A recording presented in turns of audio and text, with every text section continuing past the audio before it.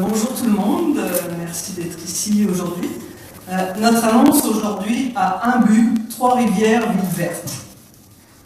Les signataires de l'accord de Paris en 2015, dont était le Canada, prenaient l'engagement de limiter l'augmentation de la température planétaire à 1,5 degré par rapport à l'ère pré-industrielle, et ce, d'ici 2100.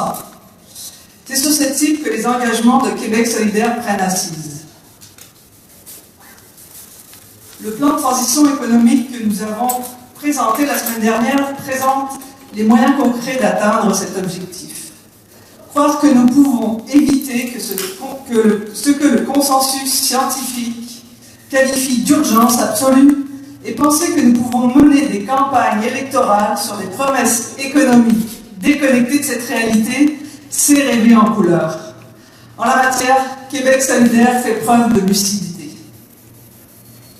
En compagnie de mes collègues Simon Piot dans Masquinongé et Steven Roy-Colomb dans Champlain, qui tous les deux couvrent une portion de la ville de Trois-Rivières, notre annonce aujourd'hui vise d'une part à dresser les contours de la façon dont Trois-Rivières pourrait prendre part au virage économique et environnemental que nous avons annoncé, mais aussi à démontrer de quelle façon elle pourrait jouer un rôle de leader à l'échelle du Québec.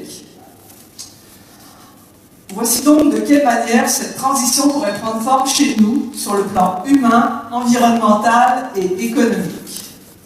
En matière de transport et de mobilité de la population, dans le but de réduire la dépendance à l'automobile et à la consommation d'énergie fossile, un gouvernement solidaire investirait 70 millions pour la région de Trois-Rivières dans un premier mandat.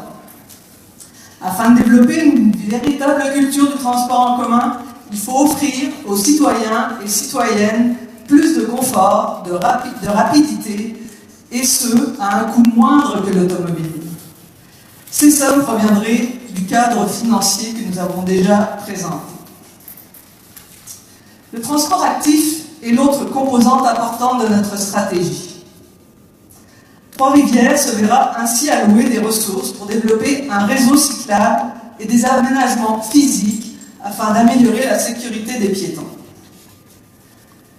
De plus, comme candidate, je vous annonce aujourd'hui que je m'engage à travailler à faire installer 50 bornes de recharge publique pour véhicules électriques sur le territoire trifluvien chaque année pendant mon mandat, soit un total de 200 sur 4 ans, et à promouvoir le développement des véhicules électriques à l'hydrogène. Sur le plan environnemental, afin de limiter l'étalement urbain et pour améliorer la qualité de vie et de l'air que respirent les trifluviens et les trifluviennes, j'encouragerai l'implantation d'une ceinture verte connectée avec une couverture végétale accrue dans toute la ville. Historiquement, au Québec, on a fait passer l'économie avant l'environnement. Je crois que l'heure est venue de renverser, une fois pour toutes, notre approche en matière de développement et d'axer celui-ci sur l'humain. Sur le front économique, le virage que nous abordons s'avère prometteur sur plusieurs aspects. À titre de député de Trois-Rivières, j'entends mettre toutes mes énergies afin de positionner Trois-Rivières, ville verte, comme leader de l'économie environnementale. Au-delà de Marmen, plusieurs PME œuvrent déjà dans la région dans des domaines d'avenir comme l'énergie solaire, la valorisation de la biomasse, l'électrification des transports, etc. L'Université du Québec à Trois-Rivières mène des recherches prometteuses pour entreprendre la décarbonisation de l'économie. Cette recherche doit trouver écho dans le développement des PME et de l'économie sociale dans la région pour offrir des bons emplois verts à nos citoyens et citoyennes.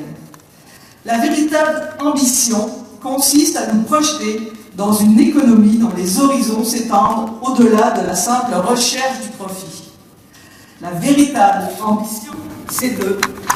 Je peux parler plus fort. Il a lâché.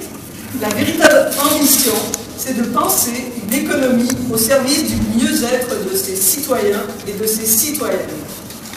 Afin de nous imposer comme pôle d'économie verte, il faut une leader qui saura rassembler les ressources déjà actives sur le terrain et se faire promoteur d'une vision qui nous propulsera dans le 21e siècle. À Trois-Rivières comme ailleurs au Québec, notre plan de transition économique se veut une réponse aux ambitions d'aujourd'hui et aux aspirations de demain. Merci.